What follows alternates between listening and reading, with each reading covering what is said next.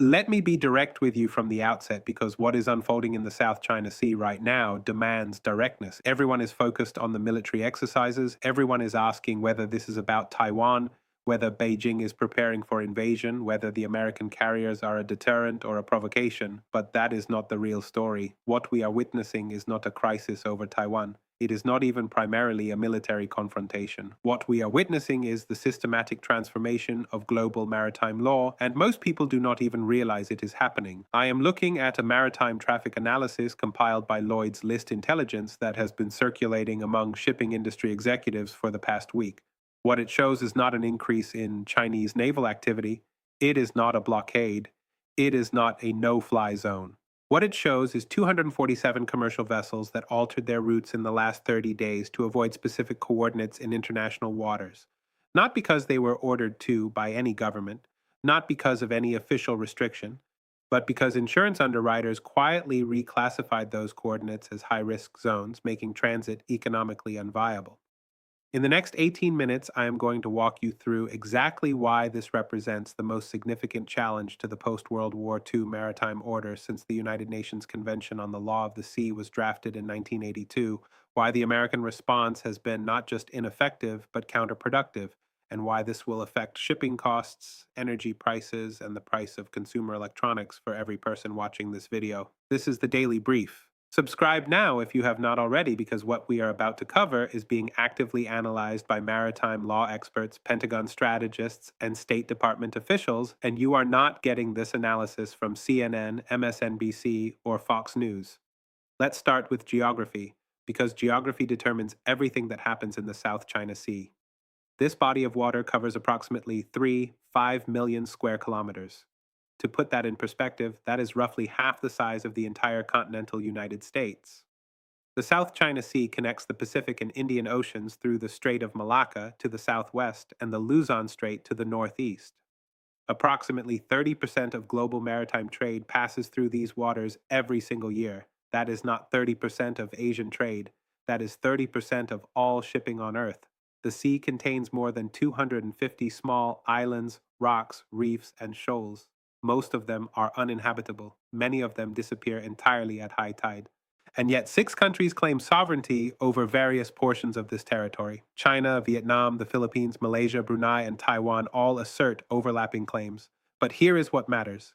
China claims approximately 90% of the South China Sea through what it calls the Nine-Dash Line, a demarcation that first appeared on Chinese maps in 1947 and has remained the basis of Beijing's position ever since.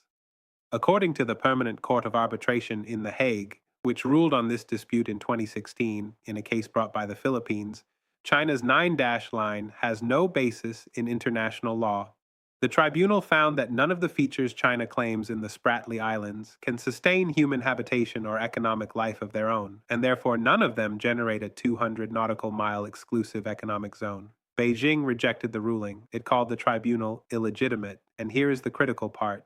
It has continued building, fortifying, and operationalizing military installations on 7 artificial islands, constructed atop reefs that international law considers submerged features with no territorial rights whatsoever. Subscribe if you are watching this and realizing you are not getting this level of analysis anywhere else. Now, let's talk about what China has actually built, because the scale of this construction project is staggering and most people have no idea it even happened. Announcement number 1, the artificial islands. And this one matters more than anything else happening in this region right now because it represents the physical manifestation of China's long-term strategy. Between 2013 and 2016, China dredged approximately 3,200 acres of new land on top of 7 reef systems in the Spratly Islands. Fiery Cross Reef, Subi Reef, and Mischief Reef each now have runways exceeding 3,000 meters in length, long enough to accommodate any aircraft in the Chinese military inventory, including strategic bombers and large transport aircraft. According to analysis by the Asia Maritime Transparency Initiative at the Center for Strategic and International Studies, these islands also contain hardened aircraft hangars, radar installations, anti-aircraft missile batteries, and what appear to be anti-ship cruise missile shelters. Commander Andrew Rhodes of the U.S. Navy's 7th Fleet described these installations in congressional testimony last year as, and I am quoting him directly here, capable of power projection across the entire South China Sea and of denying access to any military force that does not achieve air superiority first. That assessment was delivered under oath. It was not speculation. It was the operational judgment of the officer responsible for American naval operations in that theater. China currently operates persistent military rotations on all 7 of these installations.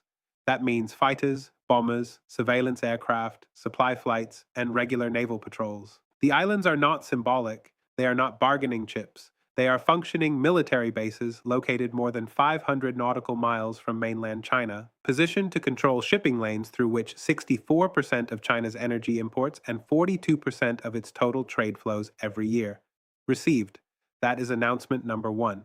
Announcement number 2, the legal framework China is constructing. This is the part most Western analysts are missing entirely, and it is arguably more important than the military dimension. In the past 18 months, China has begun enforcing what it calls baselines around the Paracel Islands and is preparing similar declarations for the Spratly Islands. A baseline is a technical term in maritime law. It defines the line from which a country measures its territorial sea, its contiguous zone, and its exclusive economic zone. Under the United Nations Convention on the Law of the Sea, which China ratified in 1996, nations are allowed to draw baselines around archipelagos under specific conditions. Here is the problem. The Paracel and Spratly Islands are not archipelagos under international law. They are scattered reefs and rocks, most of which are submerged at high tide. Drawing baselines around them is legally indefensible, and yet China is doing it anyway. And here is why this matters. Once China declares baselines, it will declare the waters inside those baselines to be internal waters, not international waters. That is the same legal status as a river or a lake inside a country's borders. It means foreign vessels would be required to request permission before entering. It means foreign military vessels would be explicitly prohibited unless invited, and it means China would claim the legal right to enforce those restrictions with its Coast Guard and Navy. According to reporting by Reuters and multiple maritime law scholars, including Professor Raul Pedroso at the U.S. Naval War College, China has already drafted the regulatory framework for this system. It has not published it yet. But shipping companies are being quietly informed through back channels that compliance will be expected, and here is the critical tell. Insurance companies are already pricing in that risk. Stay with me because this is where the narrative completely changes and where the economic dimension becomes impossible to ignore. Announcement number 3, and this one almost nobody in the mainstream media is connecting correctly. The insurance market is treating Chinese claims as de facto enforceable, regardless of what international law says. Lloyd's of London, the world's oldest and most influential insurance market, does not care about the Hague Tribunal's 2016 ruling. It does not care about American freedom of navigation operations. It cares about risk. And the risk calculation is simple. If a commercial vessel transits waters that China claims as internal waters without requesting permission, and that vessel is detained, boarded, or delayed by Chinese authorities, the insurance claim will be denied on the grounds that the vessel operator assumed unreasonable risk. This has already happened. In September of last year, a Liberian-flagged oil tanker was detained by Chinese Coast Guard vessels near Mischief Reef for 16 hours. The ship was not damaged. No crew members were harmed. It was released after what Beijing called a routine safety inspection. The ship owner filed an insurance claim for the delay costs. The claim was denied. The underwriter's position was that the vessel had entered disputed waters without authorization and therefore assumed liability for any consequences. That single precedent changed the entire industry's risk assessment. Within 90 days, insurance premiums for routes passing within 50 nautical miles of the artificial islands increased by 40 to 60%. For smaller operators with thin margins, that increase was enough to make those routes uneconomical, so they rerouted. And when they rerouted, transit times increased by 2 to 4 days, depending on the origin and destination ports. And when transit times increased, shipping costs increased. And when shipping costs increased, those costs got passed through to consumers. If you have purchased electronics, furniture, automotive parts, or any manufactured goods that originate in Southeast Asia in the past 6 months, you have already paid this tax. You just do not know it because nobody is calling it that. Received. That is announcement number 3. Now let us talk about what is really happening behind the headlines, because there are 2 stories playing out simultaneously, and the mainstream media is only covering one of them. The first story, the one you are hearing about, is the military story. Chinese fighter jets intercept American reconnaissance aircraft. The U.S. Navy conducts freedom of navigation operations. The Pentagon releases statements reaffirming its commitment to international law. Secretary of State makes a speech in Manila reiterating America's ironclad alliance with the Philippines. This is the story that gets the headlines. This is the story that drives the news cycle. But the second story, the one that actually matters for long-term outcomes, is the legal and economic story. And that story is not going well for the United States. China is not trying to win a military confrontation in the South China Sea. It is trying to create facts on the ground, or more accurately, facts in the water that will eventually be accepted as normal. This strategy has a name. It is called salami slicing. You do not take the entire salami in one dramatic move that provokes overwhelming resistance. You take one thin slice at a time, each slice small enough that it does not seem worth a major confrontation, and you keep slicing until the salami is gone. In 2012, China took control of Scarborough Shoal from the Philippines. The United States did nothing. In 2014, China began dredging operations to build artificial islands. The United States did nothing beyond issuing statements. In 2016, the Hague Tribunal ruled against China. China ignored it. The United States did nothing. In 2022, China began enforcing baselines around the Paracel Islands. The United States conducted freedom of navigation operations. China continued enforcing the baselines. In 2024, insurance companies began reclassifying disputed waters as high risk. The United States has done nothing. Think carefully about what this represents. When the world's dominant naval power conducts symbolic operations that produce no change in the behavior they are designed to deter, those are not deterrence operations, they are theater, and everyone involved knows it. Meanwhile, the Association of Southeast Asian Nations, ASEAN, which includes the Philippines, Vietnam, and Malaysia, all of which have competing claims in the South China Sea, has been negotiating a code of conduct with China for more than 20 years. That code has still not been finalized, and the reason it has not been finalized is that China keeps adding provisions that would effectively prohibit ASEAN members from conducting military exercises with external powers, meaning the United States, in disputed waters. Several ASEAN countries have indicated privately that they will accept those provisions because the economic cost of confrontation with China exceeds the value of the territorial claims. President Biden responded by calling for a united front among democratic allies in the Indo-Pacific. This has not notably changed the negotiating position of any ASEAN government. President-elect Trump has indicated he may pursue a grand bargain with Xi Jinping that could involve de-emphasizing the South China Sea dispute in exchange for Chinese concessions on trade. If that happens, the legal and territorial transformation will be complete. If you operate a business with supply chains running through Southeast Asia, what is happening in the South China Sea is not a foreign policy story. It is a cost of goods story. If you depend on stable energy prices, it is an energy security story. If you care about the durability of international law, it is a legal architecture story. And the outcome is being decided right now by decisions that are not making headlines. This pattern has repeated throughout history, and every time it repeats, the outcome is the same. The Peloponnesian War, 431 to 404 BC. Athens and Sparta, the two dominant powers in the Greek world, went to war. The war lasted 27 years. Both sides exhausted themselves. Tens of thousands died. City-states were destroyed. And who won? Persia. Persia, which had been defeated by the Greeks a generation earlier, returned as the arbiter of Greek affairs because the Greeks had destroyed each other's capacity to resist. The parallel is exact. The United States is Athens, the naval power with far-flung commitments and allies across a maritime network. China is Sparta, the land power with a concentrated regional focus and a patient, incremental strategy. Both are locked in a competition that is draining resources and attention. Both are trying to maintain alliance structures that are expensive and fragile. And the longer this competition continues without resolution, the more both powers weaken relative to other actors who are not expending resources on the contest. And who benefits? Russia benefits as American attention and resources shift to the Pacific. Iran benefits as American naval assets are stretched thin across multiple theaters. Non-aligned countries in the global south benefit as both Washington and Beijing compete for their alignment with economic inducements. But most of all, China benefits because time is on its side. Every year that passes with the artificial islands still standing, with the baseline still being enforced, with insurance markets still pricing Chinese claims as real, is a year that normalizes the new status quo. So where does this leave us? Let me give you three clear paths because there is no honest middle ground here. Path 1, negotiated resolution. The United States, China, and ASEAN countries reach a multilateral agreement that recognizes limited Chinese administrative rights in exchange for guaranteed freedom of navigation and binding arbitration for future disputes. This would require the United States to accept some erosion of the 2016 tribunal ruling.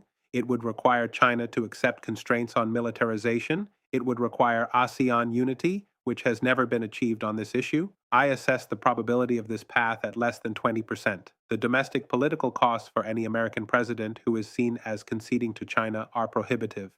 The domestic political incentives for Xi Jinping to demonstrate strength are overwhelming, and ASEAN has no mechanism for making collective decisions that override national interests. Path 2: Frozen conflict. The current situation continues indefinitely. China maintains and gradually expands its presence. The United States continues freedom of navigation operations. No shots are fired, no legal resolution is reached. The ambiguity persists. This is the most likely path. I assess the probability at 65 to 70%. The risk with this path is that frozen conflicts are inherently unstable. Every transit, every patrol, every intercept creates an opportunity for miscalculation. A Chinese fighter jet collides with an American surveillance aircraft, as happened in 2001 near Hainan Island. A Philippine fishing vessel is rammed by a Chinese Coast Guard ship, as has happened multiple times. One of these incidents escalates beyond the ability of either government to de-escalate. The window between incident and crisis shrinks every year as nationalist sentiment in both countries makes backing down politically untenable. Path 3: Economic decoupling accelerates. As the security situation in the South China Sea becomes more unpredictable, and as insurance and shipping costs continue rising, companies begin rerouting supply chains away from the region entirely. Manufacturing shifts to South Asia, Mexico, and other regions with more stable maritime access. The South China Sea becomes economically less important, which paradoxically reduces the incentive for the United States to contest Chinese control. This path is already underway. Apple, Dell, and HP have all announced plans to shift significant portions of production out of China over the next 5 years. Vietnam, India, and Mexico are the primary beneficiaries.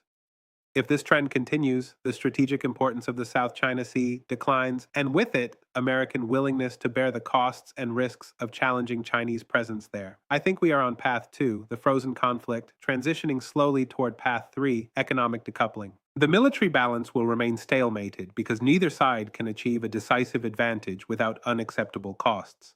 But the economic geography is already changing, and as it changes, the strategic rationale for American involvement weakens. Here are the questions I want you to take away. First, at what point does the economic cost of contesting Chinese claims exceed the economic value of the shipping routes being contested?